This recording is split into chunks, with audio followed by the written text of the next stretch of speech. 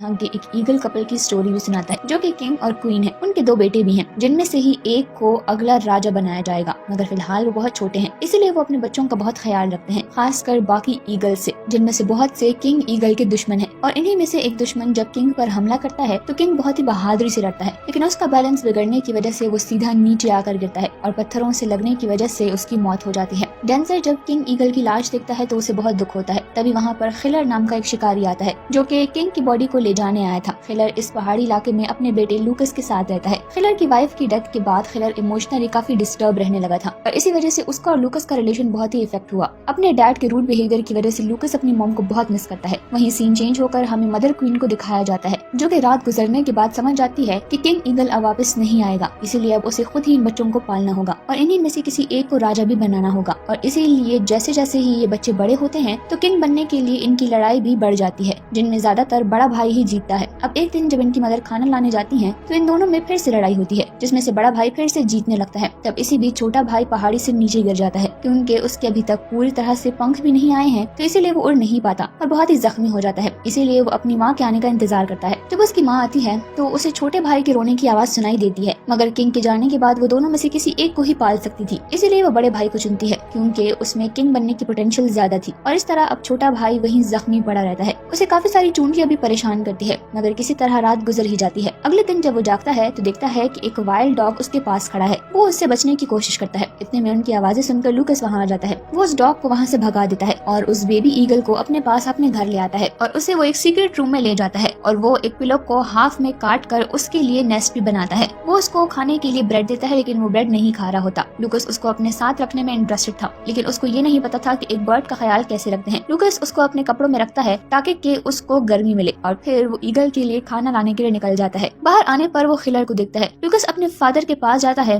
और उसके सोने का वेट करता है। खिलर जब सो जाता है तो लूकस उससे शिकार का खाना चुरा कर सीक्रेट रूम में आ जाता है। वो चुराया हुआ खाना वो ईगल खाने लगता है और लूकस उसे देखकर खुश होता है और बस एक ही दिन में उन दोनों के दरमियान में दोस्ती हो जाती है। फॉरेस्ट ऑफिसर उन दोनों को देखकर काफी खुश होता है और वो फैसला करता है कि वो उस बेबी ईगल को बड़ा करने में हेल्प करेगा क्योंकि ये उसको आता था। अगले दिन लूकस अपने फ्रेंड के लिए नेस्ट बनाता है। वो उसके लिए वॉर्म्स भी कलेक्ट करता है, मगर ईगल को उसमें कोई भी इंटरेस्ट नहीं था। वो ऑफिसर उनके घर आता है और उसे बोलता है कि वॉर्म्स ईगल के लिए हेल्दी नहीं है। वो उसको एक डक लिवर देता है जिसको ईगल खुशी से खा लेता है। वो उसे ये बात भी करता है कि उसको ईगल को धूप के लिए भी छोड़ना होगा ताकि कि वो धूप ले सके, उससे उसके फेदर की ग्रोथ होगी। एक दिन लूकस खिलर के साथ काम कर रहा होता है। खिलर उसे बात करता है, लेकिन लूकस उसकी तरफ ध्यान नहीं दे रहा होता। खिलर उस पर चिल्लाने लगता है और गुस्सा होकर उस पर और भी ज्यादा चिल्लाता है और काम करवाता है और पूरा दिन उसे कहीं भी नहीं जाने देता। रात को कुछ जंगली फॉक्स खिलर के घर में घुसते हैं और वो सारे ही हेन्स को खा लेते हैं। खिलर गुस्से में लूकस को ढूंढता है क्योंकि उसने ही रात को फार्म का दरवाजा खुला छोड़ दिया था और वहीं लूकस उस मुर्गी को अपने सीक्रेट रूम में ले आता है ताकि वो उस ईगल को खाना दे सके, लेकिन तब तक फॉक्सेस वहाँ पर पहुँच गई थी। लूकस उनको वहाँ से भगा देता है और फिर वो पूरी रात उस ईगल के साथ गुजारता है और उसके सोने के बाद वो अपनी एक फैमिली बाइबल को उठाता है और वो दो भाई केन और एबल की कहानी को पढ़ता है। वो कहानी बिल्कुल उस ईगल की तरह होती है, इसीलिए लूकस उस यंग ईगल का नाम एबल रख देता है और उसके दूसरे भाई का नाम वो केन रखता है। एक तरफ तो वो उस यंग ईगल को ट्रेन कर रहा होता है और दूसरी तरफ वो मदर ईगल अपने दूसरे बेटे को भी माउंटेन पर रूल करना सिखाती है। लूकस उस ईगल को उड़ना सिखाता है, मगर ज्यादा नॉलेज ना होने की वजह से वो कुछ खास नहीं सीख पा रहा था। एक दिन जब वो ईगल को ट्रेन करा होता है तो डेजल भी उनको देख लेता है और वो उनका अपने साथ समर टाइम स्पेंड करने की ऑफर करता है। डेजल अब उसको सिखाएगा कि उसको एबल को उड़ाना कैसे सिखाना है। लूकस बहुत ही एक्साइटेड होता है क्योंकि वो आसमान पर एबल को उड़ता देखना चाहता था और इसके बाद वो ऑफिसर खिलर से उसको अपने साथ ले जाने की परमिशन भी ले लेता है। लूकस जब उसके साथ एक फॉरेस्ट कैबिन में जाता है तो वहीं पर वो एक यंग बॉय और ईगल की पिक देखता है। ये बहुत ही पुरानी थी, ऐसे जैसे किसी ने बहुत वक्त पहले लगाई हो, बट ये पिक्चर बिल्कुल उसकी और एबल की तरह ही लग रही थी। अगले दिन एबल को हंटिंग सिखाते हुए लूकस एक फिश को पकड़ता है और उसको एबल को दे देता है, लेकिन एबल उस फिश को फिर से पानी में छोड़ देता है। कुछ दिन के बाद एबल और केन दोनों की ही न्यू विंग्स आ जाते हैं। केन तो अपनी मदर की हेल्प से उड़ना सीख ही लेता है, लेकिन एबल को लूकस ही उड़ना सिखा रहा होता है। डेजल के बताने पर वो एक नेस्ट जैसे बकेट में एबल को बिठाता है, लेकिन ये कुछ खास काम नहीं आता है और लूकस परेशान हो रहा था। लेकिन फिर कुछ ही दिनों में वो भी उड़ने लगता है। लूकस उसे उड़ते हुए देखता है। रात को एबल और लूकस दोनों ही ओल्ड हाउस की रूफ पर सोते हैं और जब लूकस की सुबह आंख खुलती है तो वो देखता है कि एबल मिसिंग है। वो डर जाता है और एबल को ढूंढने लगता है कि तभी उसे आसमान पर उड़ता हुआ एबल नजर आता है। लेकिन जैसे ही एबल एक रॉक पर आकर बैठता है और लूकस उसके पास जाता है तो एबल वहाँ से उड़ जाता है। लूकस को यकीन हो जाता है कि उसका एक ही दोस्त अब कभी वापस नहीं आएगा। लूकस को एक फेदर मिलता है जिसको वो अपने पास याद के तौर पर रख लेता है। डेजल उसको कंफर्ट करने की कोशिश करता है मगर उसको भी नहीं मालूम था कि एबल कभी वापस आएगा भी या नहीं। हम एबल को देखते हैं जो कि जंगली जानवरों पर अटैक करता है लेकिन एंड में खुद ही जख्मी हो जाता है। एबल की लाइफ इजी नहीं होती क्योंकि उसको खुद को खिलर से बचाना होता है और अपने भाई केन से भी, जो कि अब एक अच्छा फाइटर है। लूकस बहुत ही दिनों तक एबल को तलाश करता है और जब वो उसे नहीं मिलता तो वो थका हुआ वापस जा ही रहा होता है कि तभी पीछे से ईगल वहाँ पर आ जाता है। लूकस उसके उस फेदर को स्टोन पर रखता है और खुद एबल के साथ घर वापस आ जाता है। अगले दिन डेजल लूकस को हंटिंग सिखा रहा था कि खिलर के आते ही लूकस वहाँ से भाग जाता है। खिलर उससे कुछ रूडली बात करता है और उसे धमकाता है कि लूकस उसका बेटा है। अब लूकस और डेजल दोनों मिलकर एक हंटिंग मेथड एबल को सिखाते हैं। एबल काफी कोशिश करता है, कई बार गिर कर उठ कर आखिरकार वो सीख ही जाता है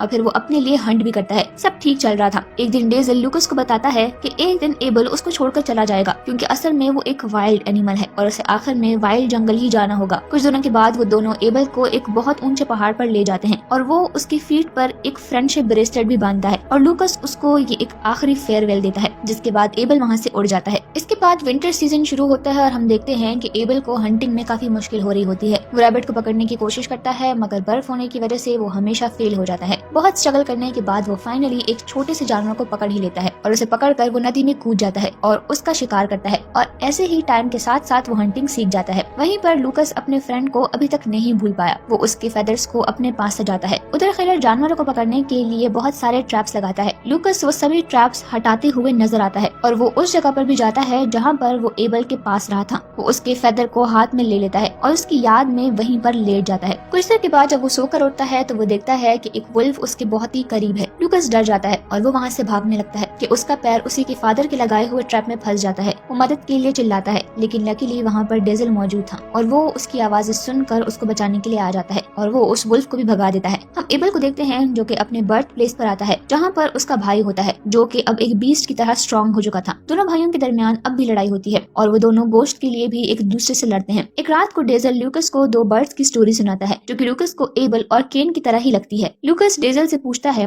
कि इसके एंड में क्या होता है, जिस पर डेजल बोलता है कि अगर उनको इस स्टोरी का लास्ट फेज भी पता चल जाए तब भी वो इस स्टोरी का एंड नहीं जान पाएंगे। अगले दिन डेजल विंड ब्रदर्स को एक पेड़ के तन्ने पर एक साथ बैठा हुआ दिखता है। हम लूकस को देखते हैं जिसने कहीं अकेले जाने का इरादा बना लिया था, कहीं दूर जहाँ पर वो अपने फादर से ना मिले। वो बस पैकिंग कर ही रहा होता है कि तभी वहाँ पर खिलर आ जाता है और वो उसे मैथ स्टिक जलाकर दिखाता है और हमें यहाँ पर मूवी का प्लॉट रिवील होता है जिसमें कि हम देखते हैं कि लूकस की मॉम की डेथ आग लगने की वजह से हुई थी जो लूकस से ही गलती से लगी थी। और फिर जब अब खिलर आग जलाता है तो लूकस वहाँ से माउंटेन्स की तरफ भाग जाता है। बाहर बारिश होने की वजह से खिलर भी परेशान हो जाता है और वो भी उसके पीछे निकल जाता है। माउंटेन्स पर चढ़ते हुए रॉक रोलिंग होती है, लूकस पर लाइटनिंग भी होती है और वो जख्मी हो जाता है। एबल भी उसके पास आता है और उसे आवाज देता है। खिलर भी उसे ढूंढ ही लेता है और वो उसे अपने बिहेवियर के लिए सॉरी बोलता है। आज खिलर पहली बार उससे ऐसे बात कर रहा था और लूकस उठने के बाद एबल का नाम लेता है। और जब थोड़ी देर के बाद वो दोनों वहाँ से जाने लगते हैं तो हम रॉक्स के नीचे किसी ईगल की डेड बॉडी देखते हैं। कई साल गुजर जाते हैं और लूकस ने एबल को नहीं देखा